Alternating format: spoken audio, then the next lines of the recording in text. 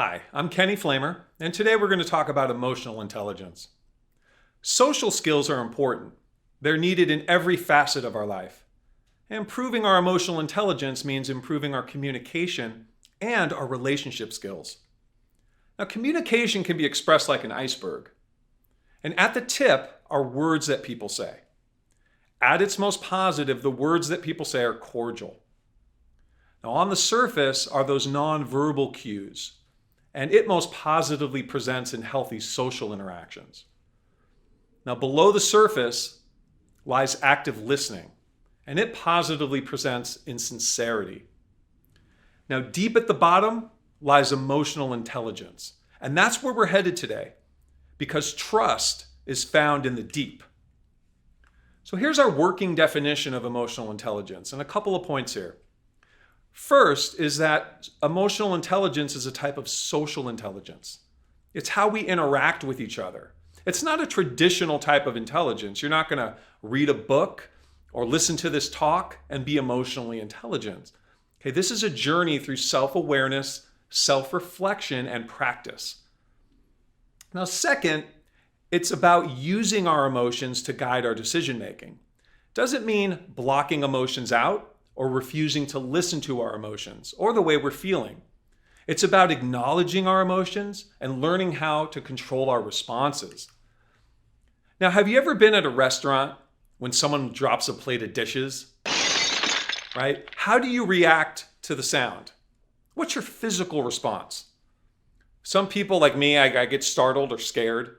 Your pulse might quicken, get shortness of breath, clench, or get goosebumps. Some people, the hairs on their neck light up. Dishes break all the time at work and in life. And the only thing that we can do is control how we react to the sound. Recognizing our physical responses to emotional situations is how we're going to begin to regulate them. And we need to learn how to regulate our emotions in an effective way, because emotions are contagious. You can catch strong emotions like you catch the flu. And without the ability to regulate our emotions, we become subject to their control. We need to practice listening to our physical responses to dishes breaking. But all emotions aren't bad, though. Every emotion has a function, and the ability to marshal positive emotions, getting enthusiastic about what we're doing, indeed aligning our actions with our passion, is how we're going to succeed. And this is a choice. We decide how we respond to our emotions. Now, often a physical response to a stimulus is going to present before we recognize it mentally.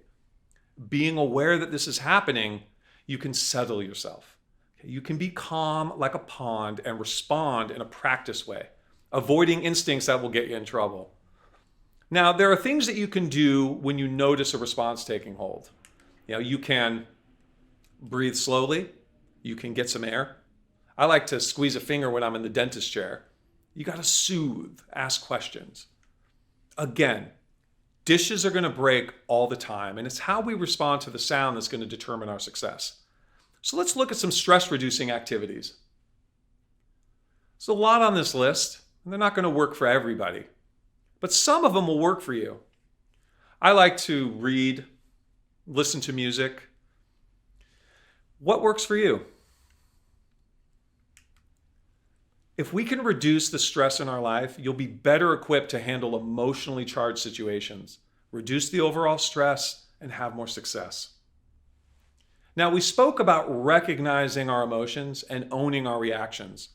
We talked about ways to recover after dishes break. Now, let's talk about other people. Listening is a great way to show others that you care about them. Okay, not just hearing them though, actively listening. Now, what is active listening? Active listening is listening with the intent to understand, not just the intent to respond. Because when we show people we care about them by active listening, that's the only way we're going to make our way to emotional intelligence. Because right before emotional intelligence, you have to empathize with people. Getting in their shoes, looking through life through their eyes, perspective taking. And active listening is that gateway to empathy. The culmination of self-awareness, active listening, and empathizing is building effective relationships. increasing our emotional intelligence. Being emotionally intelligent takes practice.